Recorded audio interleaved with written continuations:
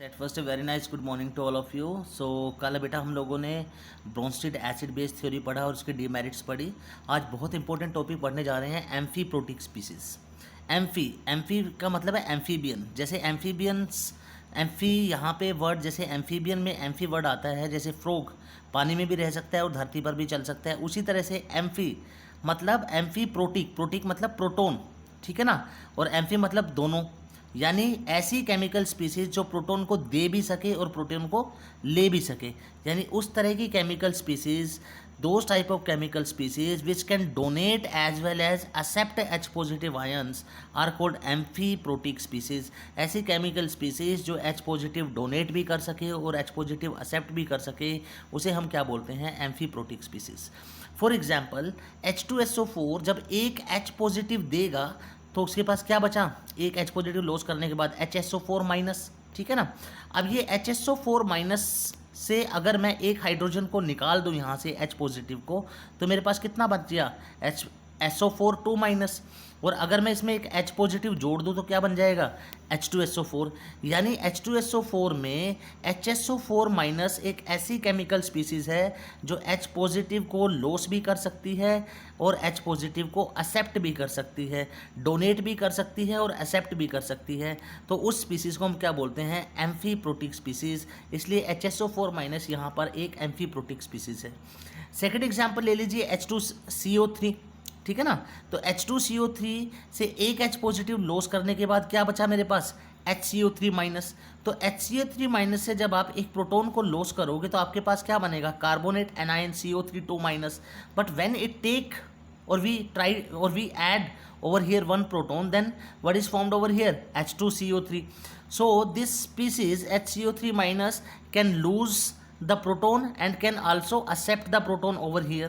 इसलिए HCO3 minus कैसी species है? Amphiprotic species. उसी तरह से हाइड्रोजन सल्फाइड जब एक H पॉजिटिव देगा तो बनेगा क्या? SH minus. तो SH माइनस में से जब हम एक प्रोटॉन को लॉस करेंगे तो हमारे पास क्या बनेगा? Sulphide anion H2 minus. और एक H पॉजिटिव जोड़ देंगे तो क्या बनेगा? H2S। यानी SH माइनस एक ऐसी केमिकल स्पीसीज है जो प्रोटॉन को लॉस भी कर सकती है and can accept the proton also. इसीलिए HSO4 minus, HCO3 minus, SH minus कैसी स्पीसीज है?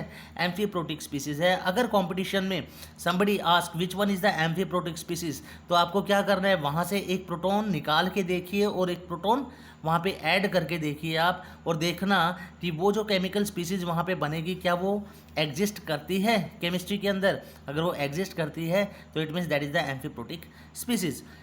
अब यहाँ पे एक क्वेश्चन से और समझते हैं। आपके पास दिया हुआ है कि which species behave as amphiprotic और which do not behave as amphiprotic.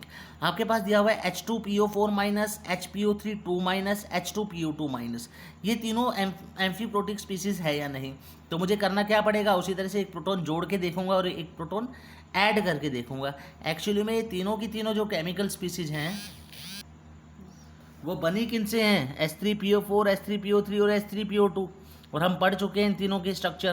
तो यहाँ पे बेसिसिटी कितनी है? H3PO4 में ट्रिक भी मैंने बताई थी, 4 ऑक्सीजन अगर है, 1 माइनस कर दो 3, यहाँ कितना हो जाएगा 2, यहाँ कितना हो जाएगा 1। तो नंबर ऑफ रिप्लेसेबल हाइड्रोजन यहाँ कितने हैं ऑक्सीजन के साथ? 3। और यहाँ पे कितने हैं? 2। और यहाँ पे कितना है? 1। ये हम डिस्कस कर चुके हैं बेसिसिटी में।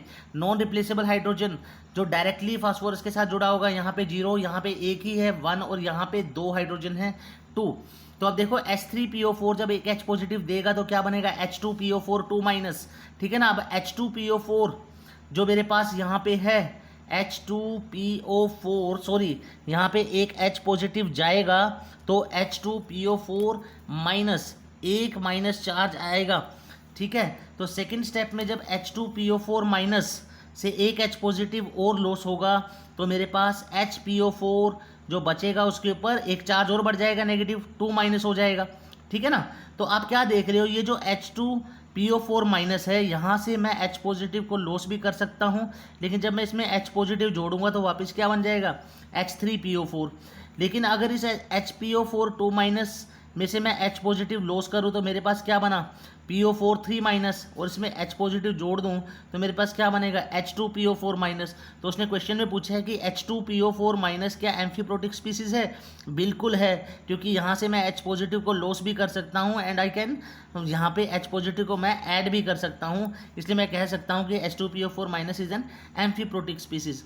सिमिलरली H3PO3 से जब एक H पॉजिटिव को लॉस किया तो H2PO3 माइनस बना, ठीक है ना। अब सेकंड स्टेप में H2PO3 माइनस से जब मैं एक H पॉजिटिव को लॉस करूंगा तो मेरे पास HPO3 2 माइनस बनेगा, ठीक है ना। तो ये, लेकिन जब मैं थर्ड स्टेप में HPO3 2 माइनस से H पॉजिटिव लॉस करूंगा तो मेरे पास यहाँ पे H पॉजिटिव लॉस करने के बाद क्या बनना चाहिए था, यहाँ पे बनना चाहिए था PO3 3 माइनस।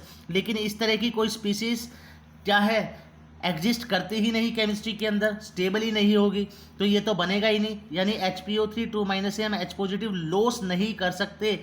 लेकिन यहाँ पे अगर मैं H पॉजिटिव को जोड़ दूँ तो मेरे पास क्या बन जाएगा, H2PO3 माइनस बन जाएगा। तो मैं ऐड तो कर सकता हूँ लेकिन लॉस प्रोटॉन का नहीं कर सकता यहाँ पे।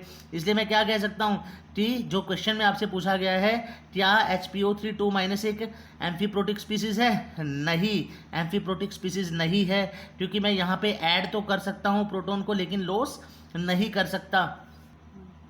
सिमिलरली हम तीसरा पॉइंट देखते हैं, H3PO2 से जब मैं एक H पॉजिटिव को लॉस करूंगा तो मेरे पास क्या बचेगा, H2PO2 माइनस। लेकिन सेकंड स्टेप में H2PO2 माइनस से जब मैं एक H पॉजिटिव लॉस करूंगा तो मेरे पास क्या बनेगा, यहाँ पे H पॉजिटिव लॉस करने के बाद HPO2 2 माइनस। तो उसने क्या पूछा था आपसे, H2PO2 minus is not amphiprotic. क्यों एम्फीप्रोटिक नहीं है? H2PO2 माइनस एम्फीप्रोटिक नहीं है क्योंकि यहाँ से मैं H पॉजिटिव लॉस नहीं कर सकता लेकिन H पॉजिटिव को ऐड जरूर कर सकता हूँ। तो amphiprotic species basically are those chemical species which can donate as well as which can accept the protons, ठीक है ना। ये कंडीशन आपको याद रखनी है। कोई भी केमिकल स्पीसीज आपको दी जाए उसमें प्रोटॉन को जोड़ के देखिए और वहाँ से निकाल के देखिए और देखिए क्या वो स्पीसीज एग्जिस्ट करती है, ठीक है ना। तो वो एम्फीप्रोटिक स्पीसीज होगी, अगर एग्जिस्ट नहीं करती तो नहीं होगी। Second term is amphoteric. Amphoteric और एम्फीप्रोटिक में डिफरेंस है, बच्चा यहाँ पे कंफ्यूज हो जाता है। तो आपको याद रखना है कि एम्फीप्रोटिक जहाँ पे H पॉजिटिव लॉस भी हो और गेन भी हो, लेकिन एम्फोटेरिक वो स्पीसीज होती हैं, केमिकल स्पीसीज होती हैं जो एसिड के साथ भी रिएक्शन कर सकती हैं और बेस के साथ भी रिएक्शन कर सकती हैं, या मैं कह सकता हूँ वो केमिकल स्पीसीज होती हैं जो एसिड और बेस दोनों की तरह बिहेव करती है। For example zinc oxide and aluminium hydroxide are the 2 best example जो which can behave as amphoteric species or I can say they are the amphoteric species. For example zinc oxide जब HCl यानी मैंने क्या बताया, amphoteric जो acid और base दोनों के साथ रिएक्शन करे, तो जिंक ऑक्साइड जब एसिड के साथ रिएक्शन करेगा तो क्या देगा, साल्ट देगा। तो जब ये एसिड के साथ रिएक्शन करेगा तो जिंक ऑक्साइड बिहेव करेगा बेस की तरह, ठीक है ना, और बनाएगा क्या, ZnCl2 प्लस वाटर। लेकिन जब ये जिंक ऑक्साइड बेस के साथ रिएक्शन करेगा तो ये कैसे बिहेव करेगा, एसिड की तरह, और मेरे पास साल्ट क्या बना, Na2ZnO2 प्लस वाटर, ठीक है ना। तो जो जिंक ऑक्साइड है वो एसिड और बेस दोनों की तरह बिहेव कर रहा है और जिंक ऑक्साइड एसिड और बेस दोनों के साथ रिएक्शन कर रहा है, इसलिए ये एक एम्फोटेरिक स्पीसीज है। सिमिलरली एल्युमिनियम हाइड्रोक्साइड जब 3HCl के साथ रिएक्शन करता है, एसिड के साथ रिएक्शन करता है, तो यहाँ पे ये कैसे बिहेव कर रहा है, बेस की तरह। उसने क्या बनाया, एल्युमिनियम ट्राइक्लोराइड प्लस वाटर। लेकिन सेकंड स्टेप में जब ये बेस के साथ रिएक्शन करेगा तो यहाँ पे ये कैसे बिहेव कर रहा है, एसिड की तरह, और क्या बनाएगा, AlHOH4 माइनस। तो आप अगर देखोगे बेटा AlOH3 का अगर स्ट्रक्चर देखोगे तो एल्युमिनियम के चारों तरफ आप क्या देख रहे हो कि 3 बॉन्ड प्रेजेंट हैं और एक बॉन्ड 2 इलेक्ट्रॉन से मिलके बनता है। तो यहाँ पे टोटल कितने इलेक्ट्रॉन हो गए एल्युमिनियम के चारों तरफ, 6 electron.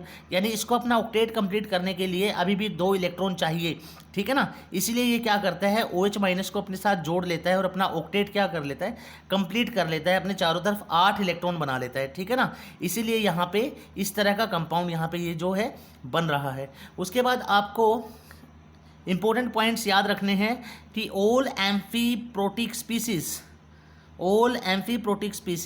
Are also amphoteric species, ठीक है ना। But all amphoteric species are not amphiprotic species.